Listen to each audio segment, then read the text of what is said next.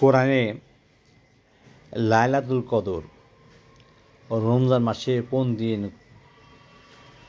এই কথাটা ক্লিয়ার বলা নাই। রমজান মাস এটা ঠিক আছে, কারণ কোরআন প্রথম ওহী নাজিল হয় 610 খ্রিস্টাব্দে হেরা গুহাতে। যেদিন প্রথম কোরআনের আয়াত নাজিল হয়, ওহী নাজিল হয়, সেই দিনটি কত তারিখ ছিল, কী বার ছিল, যে লাইলাতুল কদর হিসেবে আমরা ধরে নেব, সেটা কোরআনে স্পষ্ট উল্লেখ নাই। যেহেতু সেটা স্পষ্ট উল্লেখ নাই, পুরো রমজান মাসেই প্রথম কোরআন ওহী নাজিল হয়েছে বলেই রমজান মাসটা এত গুরুত্বপূর্ণ। সুতরাং রমজানের শুরু থেকে শেষ পর্যন্ত তালাশ করা অত্যন্ত গুরুত্বপূর্ণ বিষয়। তালাশ করতে হবে, আল্লাহর কাছে প্রার্থনা করতে হবে, দোয়া করতে হবে, ইবাদতবন্দি করতে হবে, রাত জাগতে হবে, প্রতিটি মুহূর্তে আল্লাহকে স্মরণ করতে হবে। পুরো রমজান মাসে কোন তারিখে এই ওহীটা নাজির হয় এটা কোরআনে বলা নাই।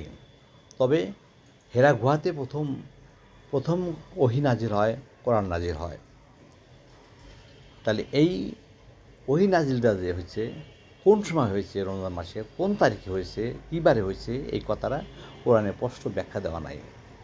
সুতরাং এটাকে নির্দিষ্ট করে 21 তারিখ, 23 তারিখ, 25 তারিখ, 27 তারিখ, 29 তারিখ বেজরাত্রিগুলো বলা কোনো ঠিক নাই, কারণ কোরআনে এটা অ্যালাউ করে না, কোরআনে এটা ব্যাখ্যা দেয় না।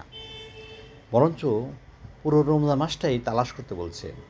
কোরআন রমজান মাসেই লাইলাতুল কদরের রাত্রি আছে, যেটা হাজার মাসের অপেক্ষা শ্রেষ্ঠ, বরকতময়, কল্যাণকর।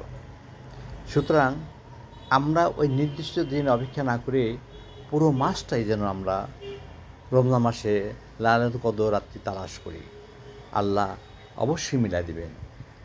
আমরা মুসলিম জাতি, মুসলিম বিশ্বের বিবেকের কাছে আমার প্রশ্ন রয়ে গেল যে আমরা নির্দিষ্ট কয়েকটি রাত্রিতে অপেক্ষা না করে আমরা যেন পুরো রমজান মাস লাইলাতুল কদর রাত্রি তালাশ করি, খুঁজি, আল্লাহর সাথে সম্পর্ক রাখি গভীরভাবে। নিঃসন্দেহে আল্লাহ তাআলা আমাদেরকে ওই লাইলাতুল কদর রাত্রি নসিব করবেন।